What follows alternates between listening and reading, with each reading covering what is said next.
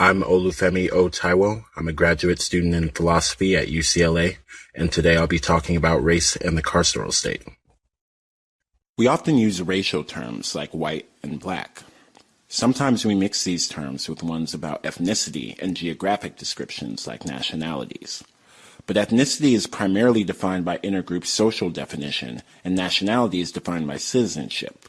And these don't always conform to the visual classifications we might expect. Someone who's, for example, Latina could look like this or like this. And someone from Asia could look like this or like this.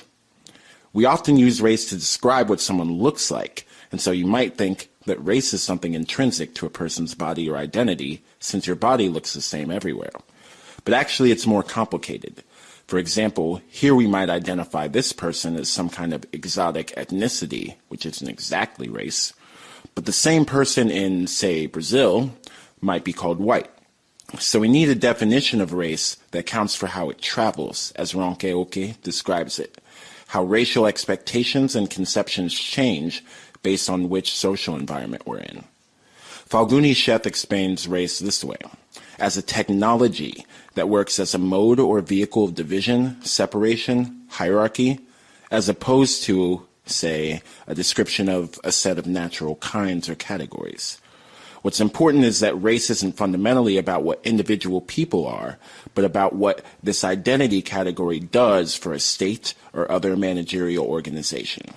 Jason Stanley uses the term managerial state to refer to a government where things are organized around efficiency, defined and organized around the interests and perspectives of the managers or the people in charge.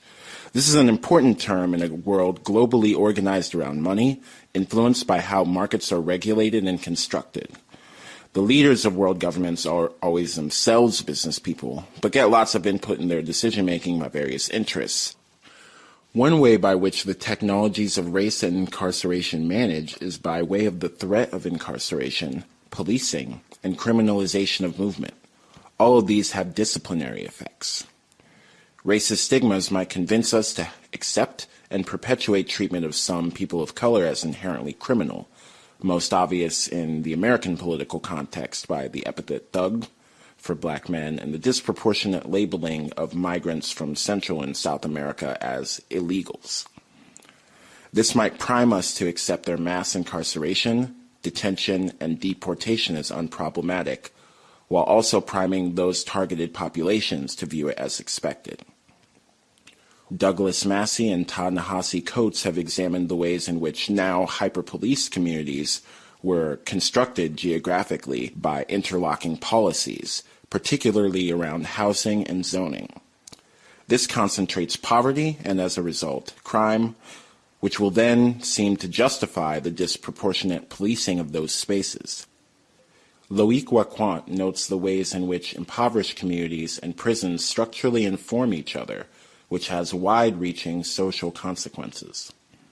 At least some of those features seem to have been articulated clearly through artistic means, from the poetry of the Watts prophets in the 60s to the music of recent decades, like Illmatic, Illadelph Half-Life, The New America Parts 1 and 2, and Black Messiah. We can make two conclusions. One, the justifications for hyper-policing are sociologically circular.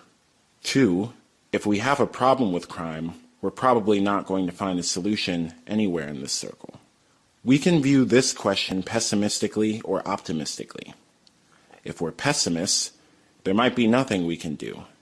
Maybe all we can end up doing is shifting around who is included, who is excluded, and various ways of parsing violent identities.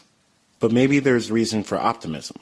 If we think we live in a genuine democracy, then race might only function as a technology if enough people are disposed to accept the marginalization of their fellow citizens on, ultimately, racial grounds. Chris LeBron has noted that this crucially involves an issue of national character, or the kind of nation a country would like to be. That is, this presents both a challenge and an opportunity. Changing a nation's character comes down to more than proving facts or winning specific electoral battles. It comes down to motivating everyone to do the tough work of restructuring systems.